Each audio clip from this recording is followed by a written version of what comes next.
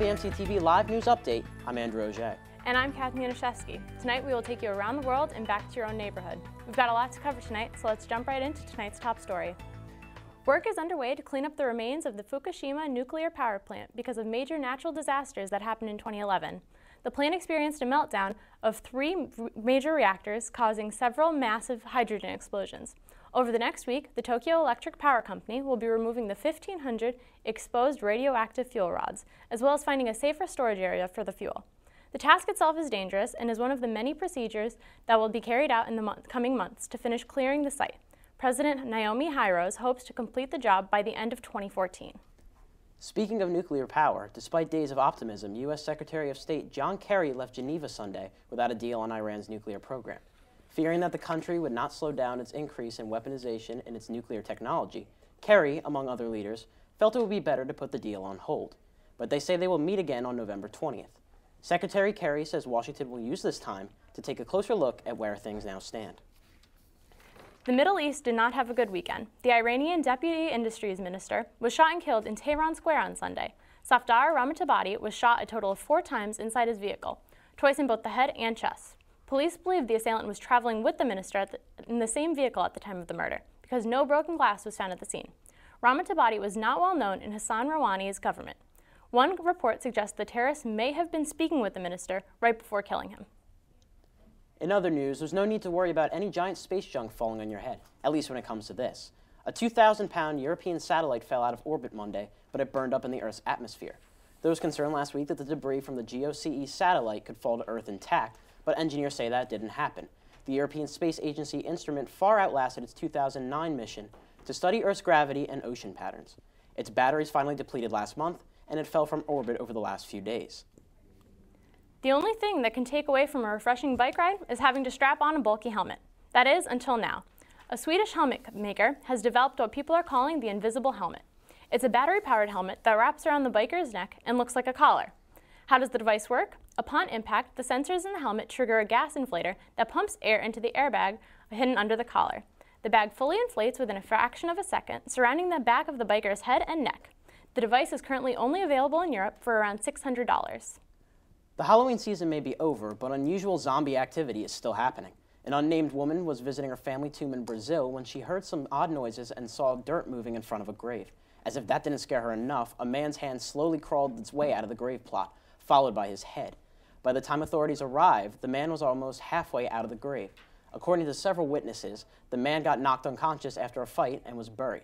After he was rescued from the grave, he was taken to a local hospital for treatment. Well, this would scare the bejesus out of me, honestly. The zombie craze, it seems to be a trend in entertainment these days, and this obviously will fuel that. I can't imagine it happening in real life. To me, I can't even watch The Walking Dead, so having it happen in real life would just scare me beyond. I'd have a heart attack, honestly. It would be horrible. All right, well, when we come back, we'll take a look at the top box office hits of the weekend. And we'll have an exclusive interview with a cast member of Boardwalk Empire on his upcoming film. All that and more when we return.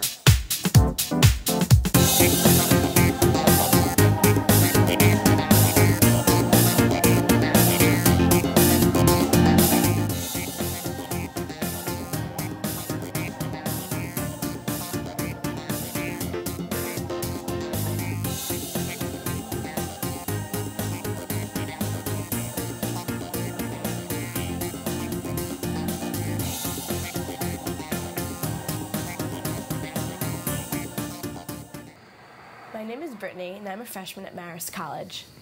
It was one of my first weeks on campus, and some friends and I decided to go out. After a few hours, thinking nothing of it, I decided to leave early.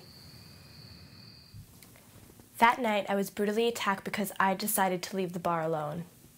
It took one night, one bad decision that would create pain for a lifetime.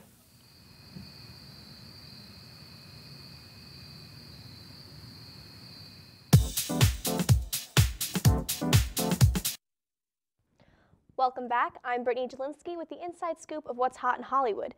It's been another crazy and fabulous week in the life of our favorite celebs, so let's see what they're up to.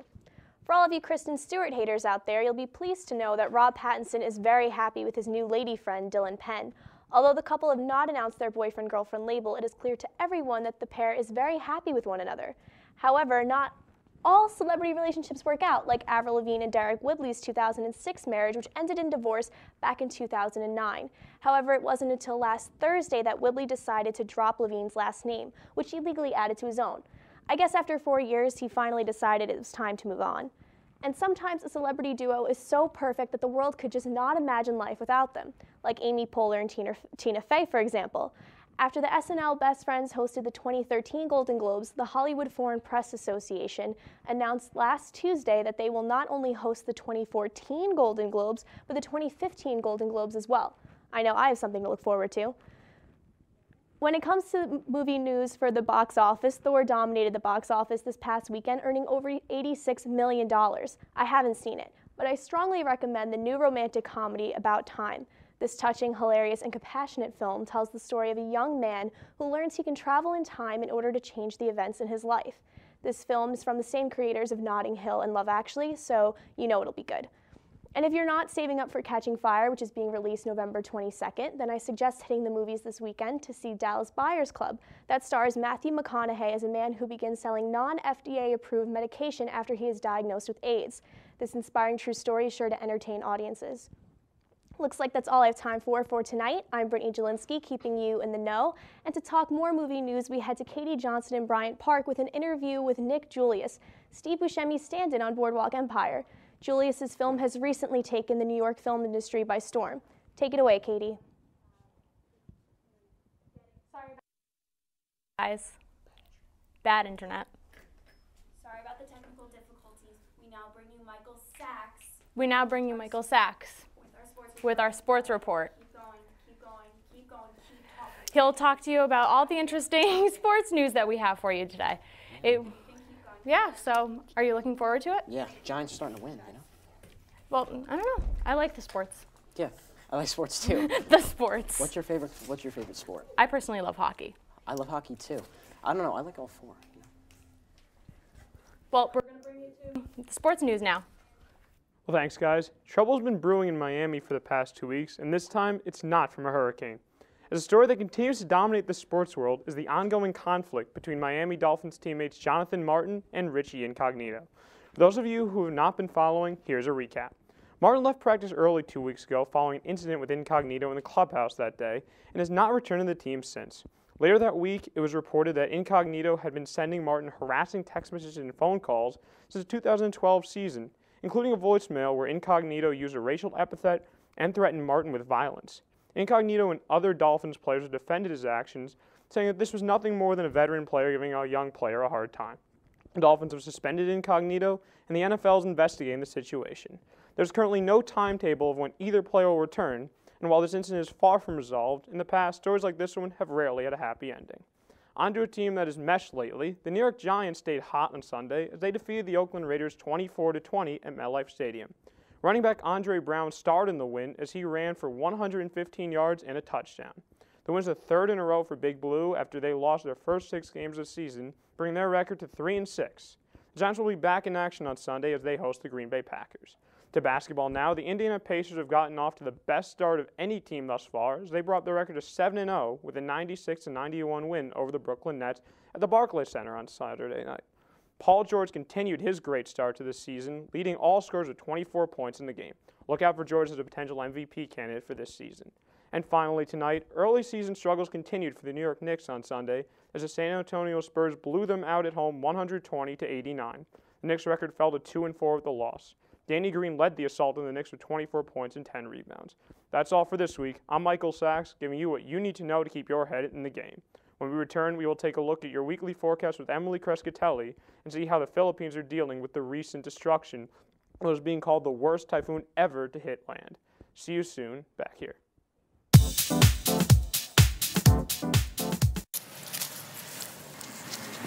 I guess this is it. You promised to call? I promise.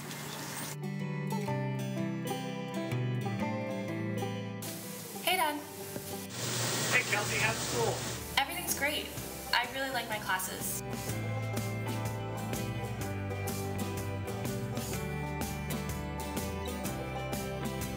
There are so many clubs and activities to choose from.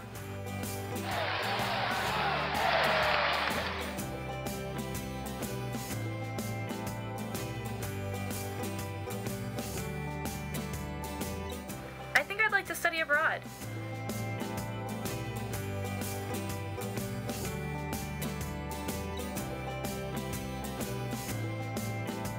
I was accepted for an internship in New York City.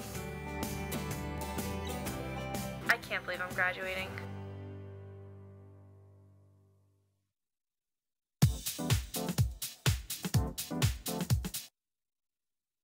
Welcome back. It's time now for me to give you the inside look on what's happening in weather around the corner and around the world. Here in Poughkeepsie, we had a great week weather-wise for you. Today we had a chilly fall day with temperatures around 40 degrees with winds around 15 miles an hour. Tonight, expect generally clear conditions with a low of 22 degrees. It's a bit too chilly for my liking, but this is typical fall weather. Tomorrow, you can expect a day very similar to today, temperatures around 40 degrees with sunny skies, and in the low 20s tomorrow night. The end of the week is looking much nicer with temperatures in the mid-50s and beautiful sunny skies for your weekend. Next week, we may be experiencing some rainy days with a chance of precipitation around 50%. In today's almanac, we look to weather-setting records for the seasons past. So what were your record-breaking highs and lows in the past? The record high for November 12th was set back in 2002 with a high of 70 degrees. The low was set in 1981 with a temperature of 19 degrees. We'll not be experiencing either extreme, but I wouldn't mind another 70-degree day. Now let's take a look at weather around the world. This past Friday, Typhoon Haiyan hit the Philippines and caused massive destruction. The typhoon is now just a remnant over low southern China, but only after its week-long journey through Micronesia, the Philippines, and Vietnam. Authorities have said at least 2 million people in 41 provinces were affected by Haiyan, and is said to be one of the most powerful recorded typhoons to ever hit land. The wind and rain transformed neighborhoods into piles of debris as boats were tossed inland and everything collapsed in the water. It is now said to be one of the most deadliest natural disasters in Philippines history. With the current official death toll at just under 1,800, officials fear it could reach over 2,500 in the coming months as they begin to rebuild and start over. On that note, that's all I have for you with your weekly weather update. With your highs and lows report, I'm Emily Cescitelli. When we come back, we'll be telling you about the newest scandal to hit the U.S. Navy and the latest update on the new campus housing proposal. Stay tuned. Why should people watch the other half? Phenomenal question. We really get down to the issues.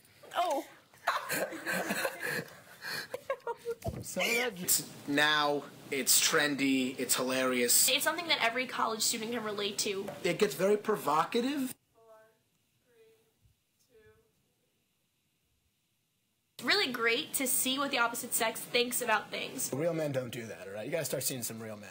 Okay! You know, there's some times where Rob and I have a little bit of a disagreement on subjects. Final thought. Oh my god. I look jacked. No. We do episodes on fashion, sports, text translation, first dates. It's just an international sensation that this show is going to be sweeping the nation. It was a fiasco. Really, every college student in the world should be watching this show. Low five. No.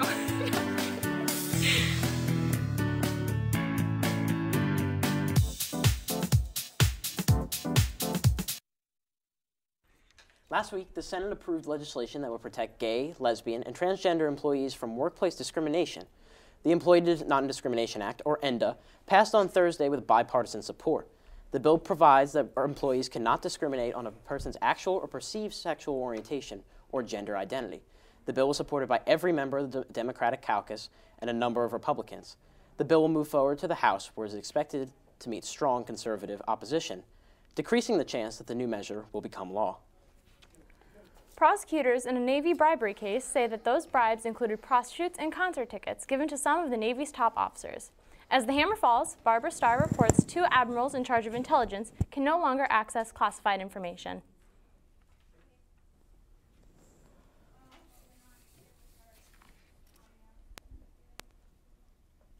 Just the tip of a scandal reaching the Navy's top ranks, with 2 admirals in charge of naval intelligence now potentially implicated.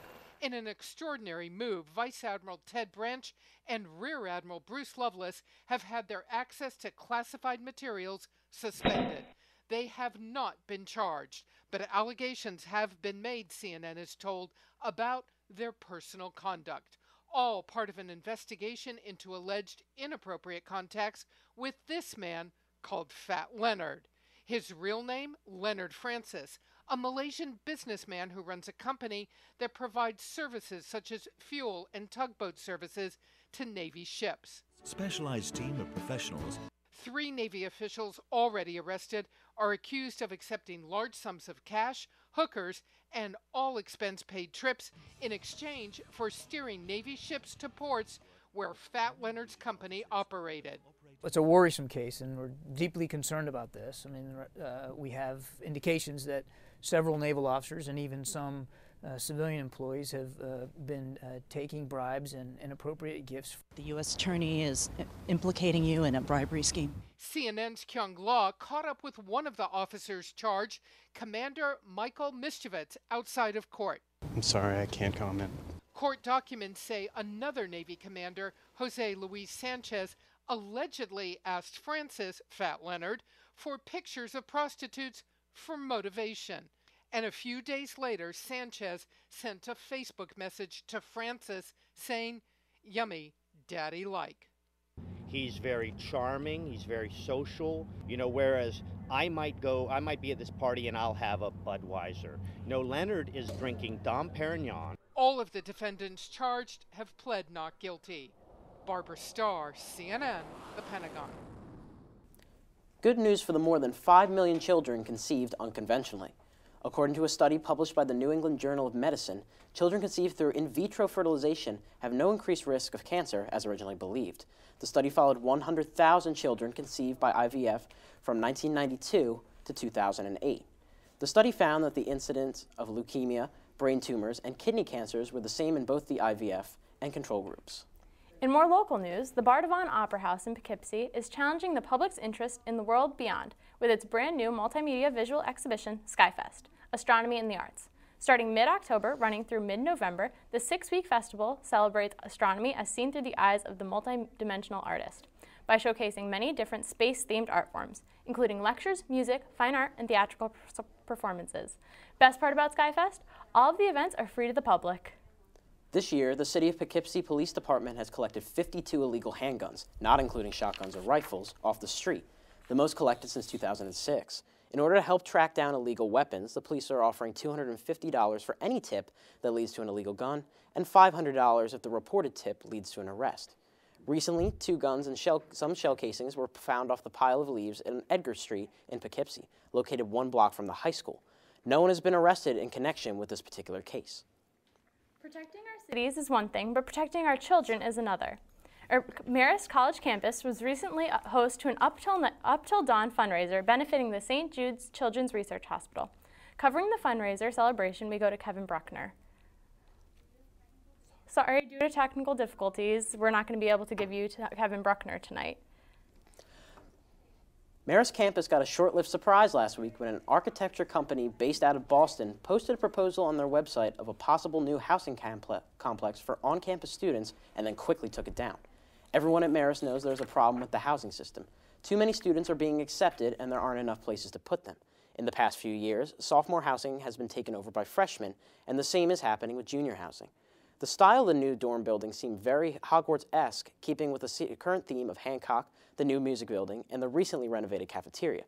According to sources, this proposal was just that, a sketch. Administration officials at the school requested the site get taken down because of the influx of student and alumni questions about the new building. Rumor has it that the next big plan on campus will involve housing, but for now, that building will just have to stay a pipe dream.